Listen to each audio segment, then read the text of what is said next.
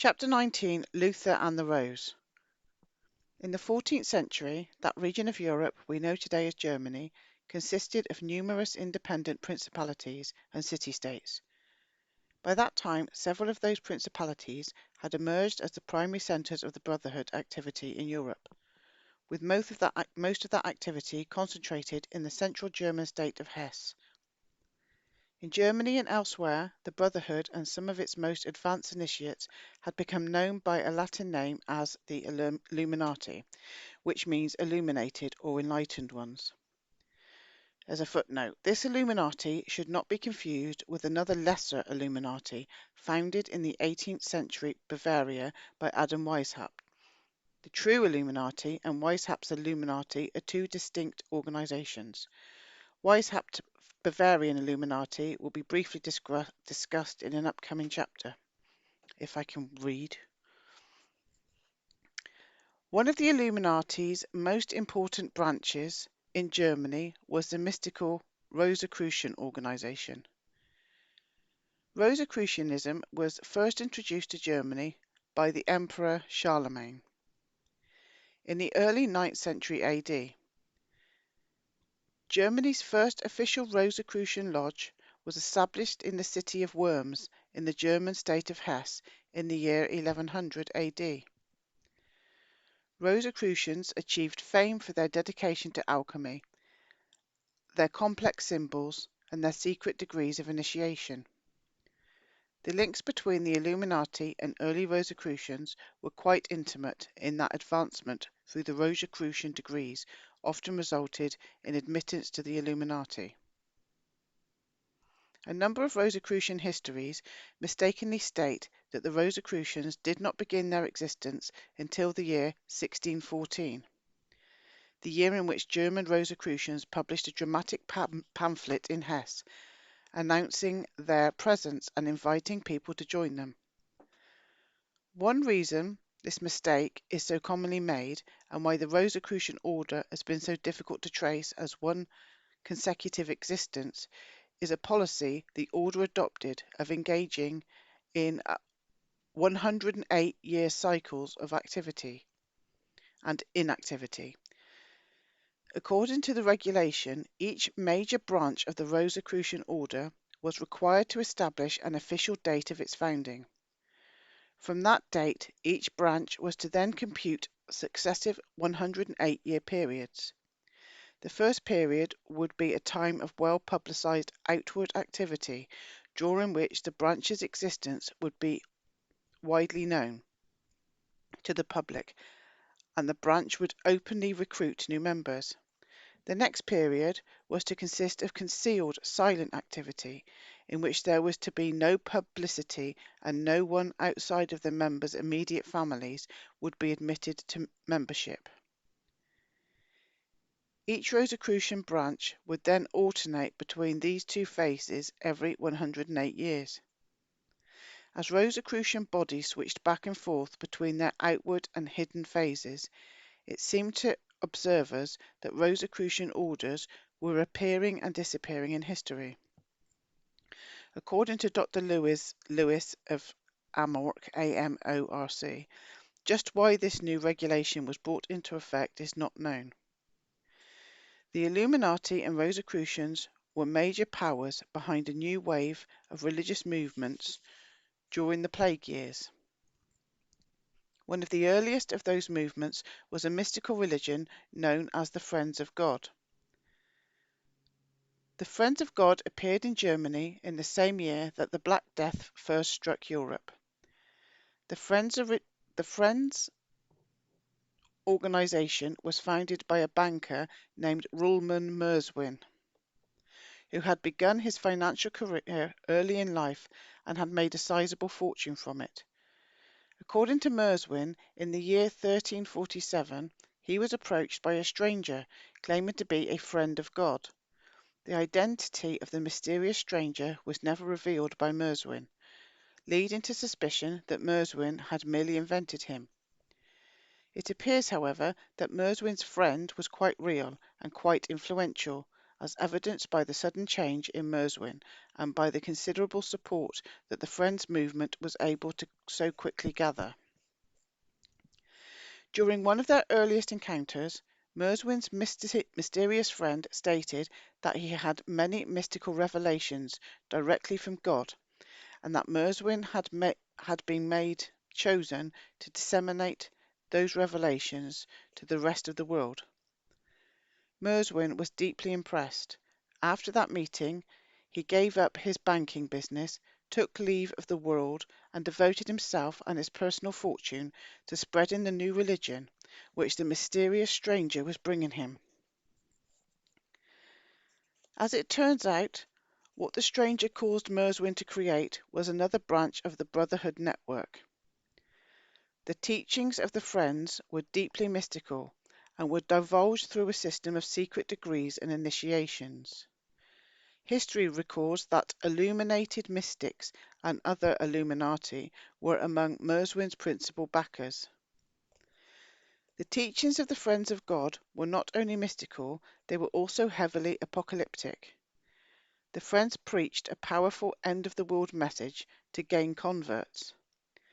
Merswin claimed to be the recipient of many supernatural revelations, in which he was told that God had grown disgusted with the Pope and the Catholic Church. God was now placing his faith in people like Merswin to carry out his sacred plans. According to Merswin, God was planning to severely punish humanity in the near future because of mankind's increased corruption and sin. Merswin had the sacred duty of preaching the need for everyone to therefore become completely obedient to God. Merswin was not alone in spreading this dire message. Similar prophets also found their way into the Friends movement, bearing identical warnings.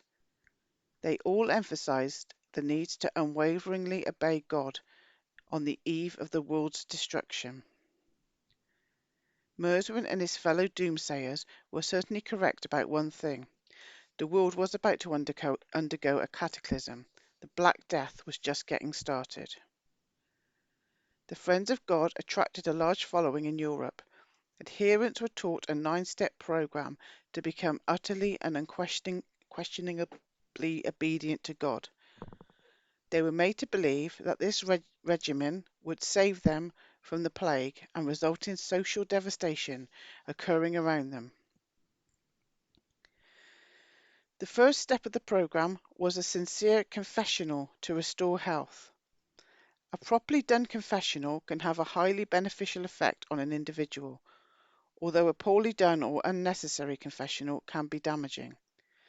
The second step was a resolution by adherents to give up their own will and to submit to an illuminated friend of God, who should be their guide and counsellor in the place of God. By the seventh step, a member had completely given up all self-will and had burned all bridges to become completely subservient to the Lord. By the final step, all personal desire was to be destroyed. The individual was to be crucified to the world and the world to them, enjoying only what God does and to wish for nothing else. These teachings were a program to make human beings obedient to an ultimate degree. Members were taught that obedience was a spiritual being's highest calling and something to be striven for as a quest.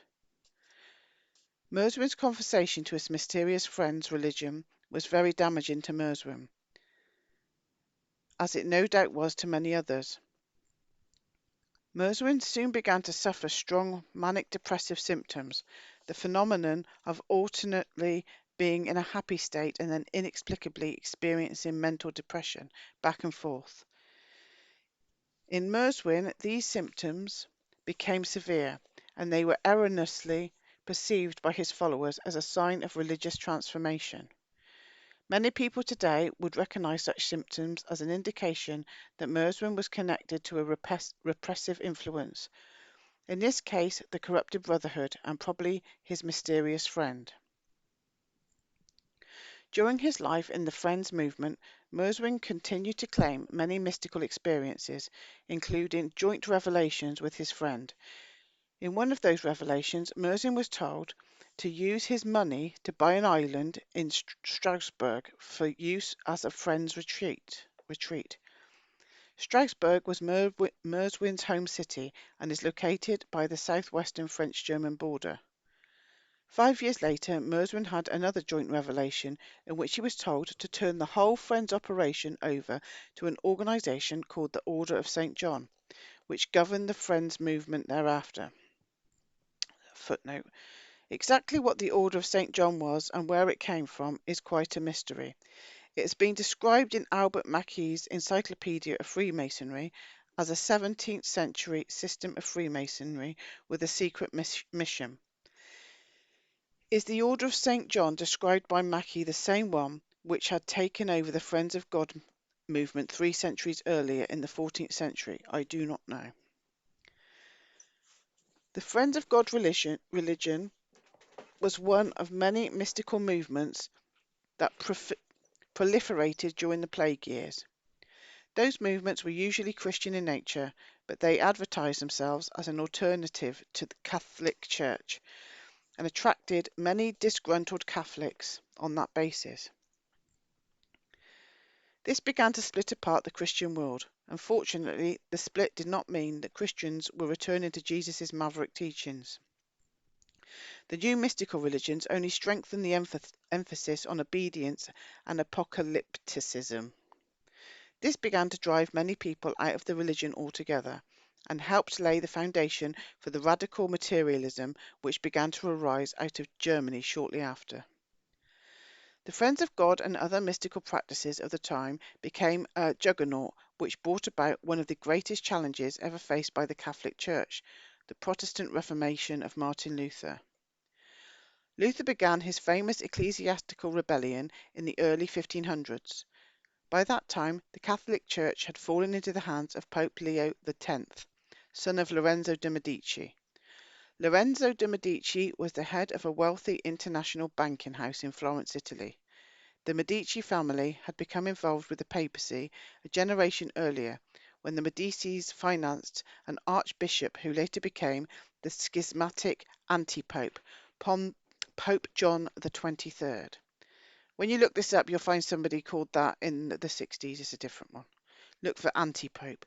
Under John XXIII, the Medicis were awarded the task of collecting taxes and tithes that were due to this pope. The Medicis operated a far-flung network of collectors and sub-collectors to accomplish this undertaking. The fees earned from this operation helped make the Medici family one of the wealthiest and most influential banking houses in Europe. The involvement of profit-motivated bankers in church affairs transformed many spiritual activities of the Catholic Church into business enterprises. For example, Catholics believed in the importance of paying indulgences, and in conjunction with a properly done confessional.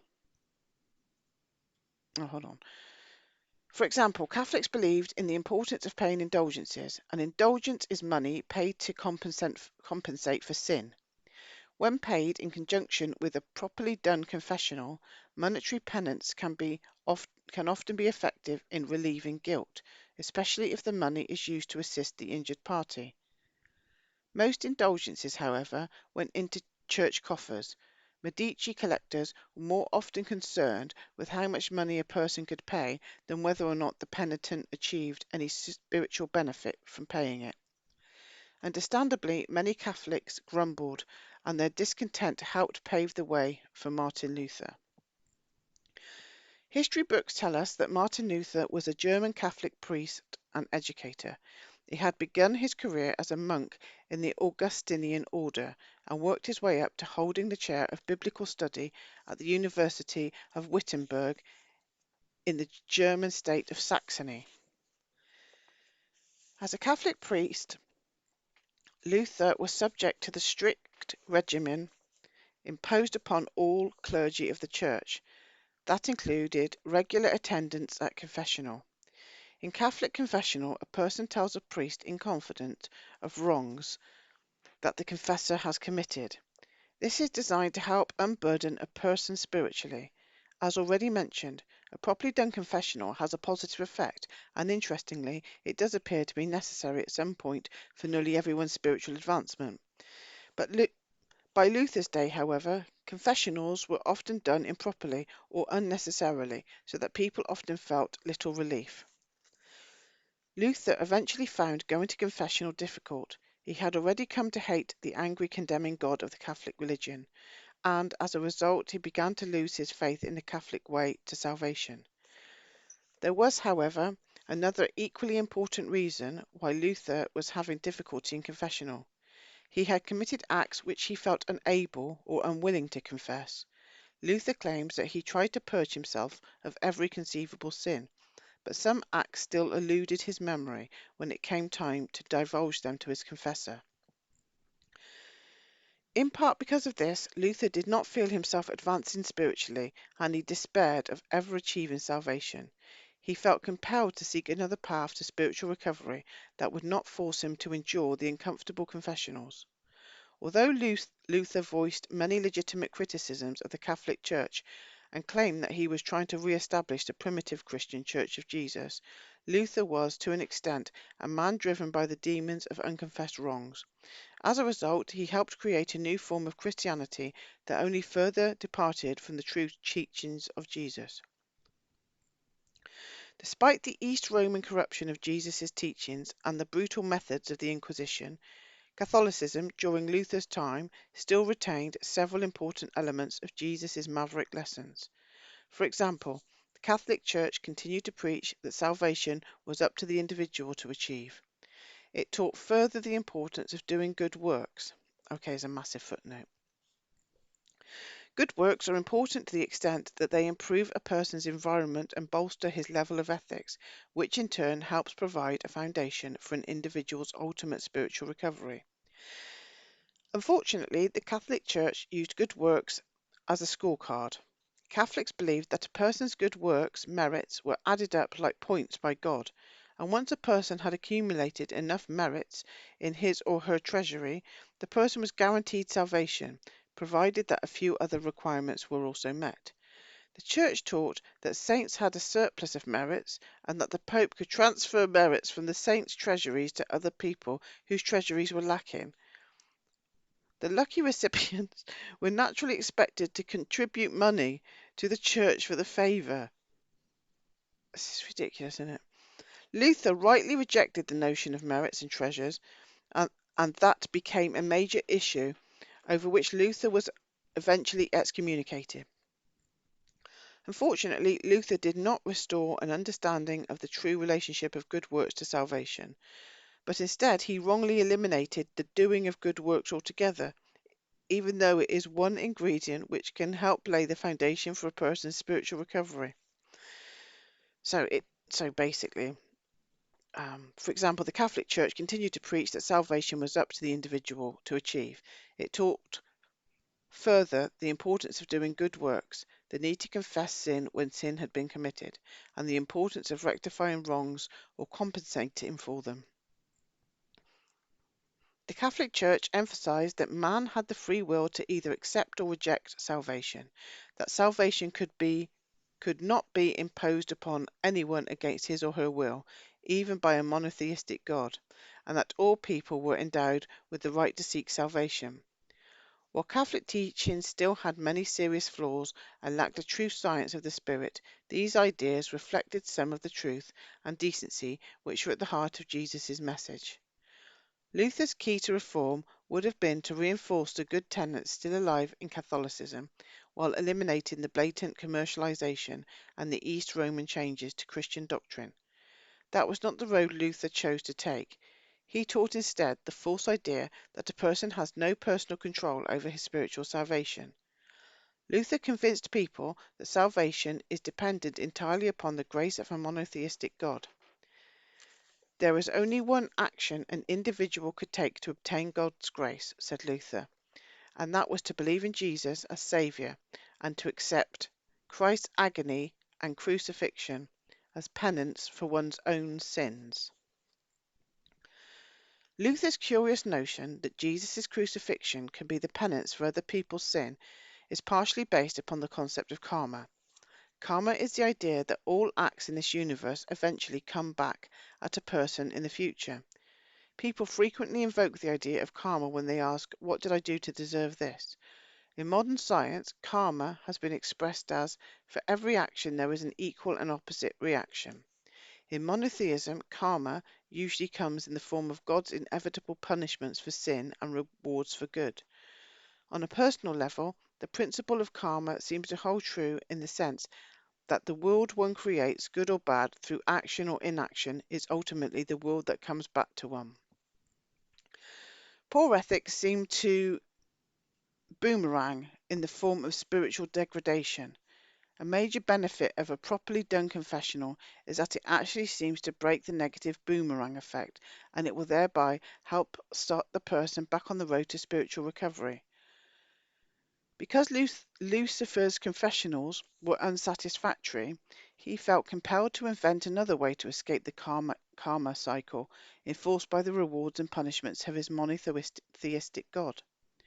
Luther therefore developed the idea that God would allow Jesus' pain and suffering on the cross to become the boomerang for everybody. In other words, by believing in Jesus, you will not spiritually suffer for the bad things you have done in the past, because Jesus has already suffered for you. This is a wonderfully magical notion, but it is hardly a philosophy of responsibility, nor is it fair to Jesus that he should be expected to take the brunt for everyone else's wrongs. More importantly, Luther's solution simply does not work.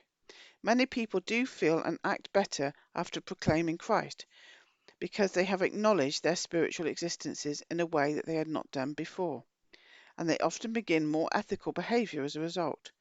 But their act of belief has not caused them to overcome the many other barriers which stand in the way of complete spiritual recovery.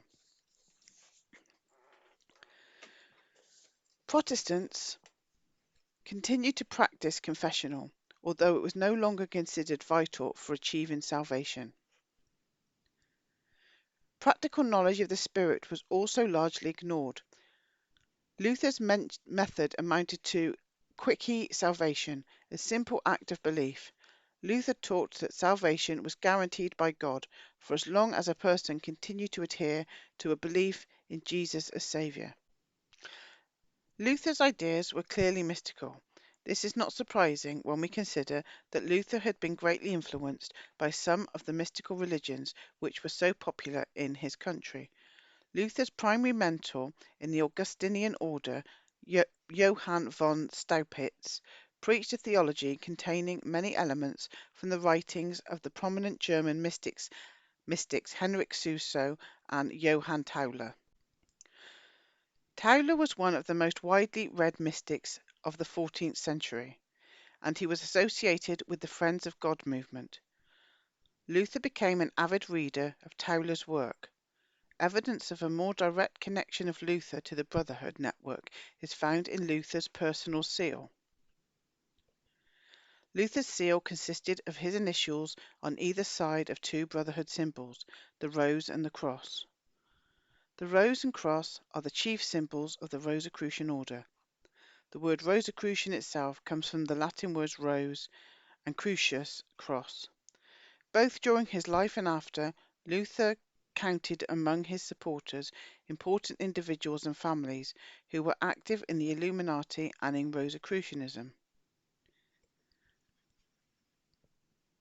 One of them was Philippe the Magnanimous, head of the powerful royal house of Hesse, whose descendants would later hold important leadership positions in Brotherhood organizations, especially in German Freemasonry, as we shall see later. As one of the prime leaders of the Reformation, Philip the Magnanimous founded the Protestant University of Marburg and organized a political alliance against the Catholic German Emperor, Charles V. After Luther's death, his religion was supported by Sir Francis Bacon, who was at one time the Lord Chancellor of England. Bacon was also the highest executive of the Rosicrucian order in Great Britain. One of Bacon's greatest contributions to the Reformation arose from his efforts as the coordinator of a project to create an authorized English Protestant Bible under his king, James I. This Bible, known as the King James Version, was released in 1611 and became the most widely used Bible in the English-speaking Protestant world. Luther and his supporters created the single largest schism in Christian history. Enormous power was wrested from the Roman Catholic Church. The Protestant sects today account for about one-third of all Christians worldwide and nearly half of all Christians in North America. The Catholic Church did not allow this to happen without a fight, however. The Catholics launched a counter-reformation in an unsuccessful attempt to squelch the Protestant heresies. Leading the Counter-Reformation was, interestingly, a new Brotherhood-style organization created for the purpose, the Society of Jesus, better known as the Jesuits. The Jesuit order was founded in 1540 by a soldier-turned-cleric named Ignatius of Loyola. The Jesuits were a Catholic secret society with degrees of initiation, periods of probation, and many secret rituals. It was also militant. Jesuits were encouraged to adopt a soldierly spirit of loyalty to their captain, Jesus. Ignatius was chosen to be the first general of the order in April 1741. The image of Jesus as a quasi-military captain may seem rather humorous to anyone familiar with Jesus' teachings, but the image was helpful in making the Jesuit order an effective cadre for combating the Protestants. Although it is true that the Reformation led the human race further away from spiritual understanding, it did have one very beneficial effect. It helped break the back of the Catholic Inquisition. The Inquisition had been one of the most oppressive institutions to burden the human spirit. Inquisitors meddled in nearly every human endeavour, from religion to the sciences to the arts. The Inquisition enforced some of the most hopelessly antiquated scientific thought by threatening people with torture and death. It hindered the development of many of the fine arts, notably theatre. It probably did not greatly matter what the Protestants taught. They would have still been able to bring enormous relief to Europe as long as they were able to reduce the power of the Catholic Inquisition. There was an eventual price to be paid for this benefit, however, and that was the price of an ever-deepening materialism. Philosophies of humanism, rationalism, and similar ideologies were a materialistic bent, where a materialistic bent took on renewed vigour in the Reformation climate. Most importantly, many of the positive effects of the Reformation were offset by the fact that Protestantism, whatever, was yet one more human faction placed in unresolvable conflict with other factions over erroneous religious issues. Luther himself contributed to this by hinting that the Pope represented the forces of the Antichrist. The result has been more war, this time between Catholics and Protestants, notably today in Ireland. Don't forget this was written in 89. Despite the Brotherhood network's continued pattern of generating conflict during the centuries discussed in this chapter, it is important to note that a maverick influence had manifested itself in the Rosicrucian organisation by the early 1600s. The Rosicrucian goal of individual spiritual recovery and some of its teachings were remarkably similar to some earlier maverick goals. Modern Rosicrucian literature from the United States continues to reflect some of this positive influence by attempting to propagate a more scientific view of spiritual phenomena and by teaching that humans can intelligently control their lives. Unfortunately, modern Rosicrucianism still contains many custodial elements which will prevent adherents from achieving full spiritual rehabilitation. Although Rosicrucians contributed to the success of the Reformation, they did not achieve much fame until the year 1614, when, as noted earlier, a lodge of German Rosicrucians began a phase of outward activity by mass-producing a leaflet announcing the presence of Rosicrucians in Hesse's largest principality, Hesse-Kassel. The pamphlet created a stir by urging all people to abandon their false teachers, such as the Pope, Galen, a popular ancient Greek physician, and Aristotle. The pamphlet also told the story of a fictitious character, Christian Rosicrucius, to symbolize the following of the Rosicrucian order. The pamphlet is best known by its shortened name, the Fama Fraternitas, or Noted Fraternity, or Famous Brotherhood. The full title of the leaflet, translated to English, is Universal and General Reformation of the Whole Wide World, together with the Noted Fraternity of the Rosy Cross, inscribed to all the learned and rulers of Europe. Despite the quaint, high-sounding tone, the leaflet's title revealed a deadly serious intent to create broad, universal changes in human society. Ring any bells? By the time of the Fama Fraternitas, the Brotherhood network had already launched its program to bring about this transformation.